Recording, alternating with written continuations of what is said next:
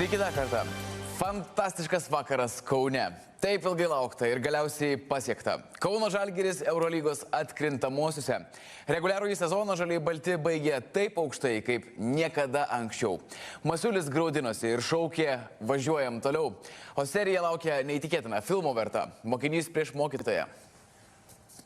Dabar jau galima sakyti oficialiai, Žalgiris yra Eurolygos atkrintamosiose. Žalgiris užsitikrina vietą tarp pirmųjų 6 komandų. Jūsų akise yra kuriama istorija. Einam, darom, ką norim, viską šiandien švenčiam ir džiaugiamės, ką padarėm, o to renkamės tiesiai į Vilnių važiuojam. Kauno Žalgiris tarp 6 stipriausių Europos komandų. Seniai buvo akivaizdu, kad šį sezoną Kauno klubas eis toli, o dabar metas švęsti.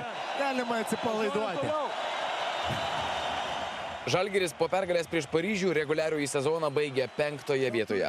Taip aukštai kaip niekada klubo istorijoje. Tai garantuoja tiesioginį bilietą į atkrintamąsias ir dar mažiausiai 3 rungtynes šį sezoną. Geriausia per 38 turus Pirėjo Olympiakos, o 10-uką uždaro Belgrado Crvena Zvezda. Kaip sako emocijas paleidęs Masiulis, tokios sėkmės su būtent šiuo Žalgiriu buvo galima tikėtis.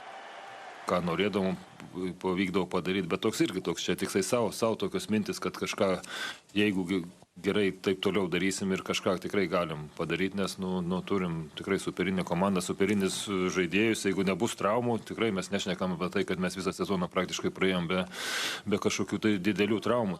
Neįtikėtinas rungtynes su Paryžiumi žaidžia Mozesas Raitas. Amerikietis visur demonstruoja milžinišką energiją ir renka pribloškiančius 43 naudingumo balus. Na, man tai bus 3 kartas atkrintamosiose. Gerai juokauju. Tai tikrai reiškia labai daug miestui, komandai, daugam tai bus pirma tokia patirtis. Labai gera būti atkrintamosiose, būti to dalimi.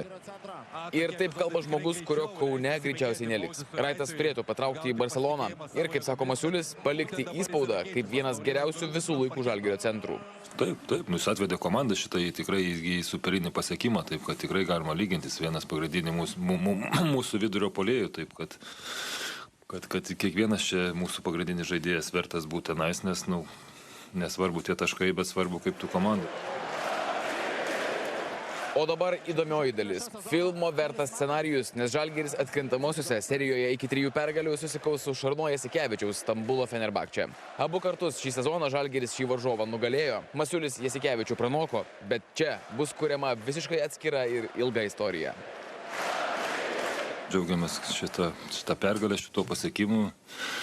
Žinojom, kad jeigu laimėsim, tikrai sutiksim labai stiprius varžovus prieš save, taip kad aišku, prieš sezoną, kas būtų pasakęs, kad aš čia sėdėsiu ir diskutuosim, kad žaisim play-offuose prieš Fenerbahčę, tai kažkas būtų, sakyčiau, kad kažkas negerai su galva. Smagu, jausmai tikrai bus neįtikėtini, bet žinau, kad kaip sunku Šarą išprašyti iš Final Four, taip kad laukia sunki serija.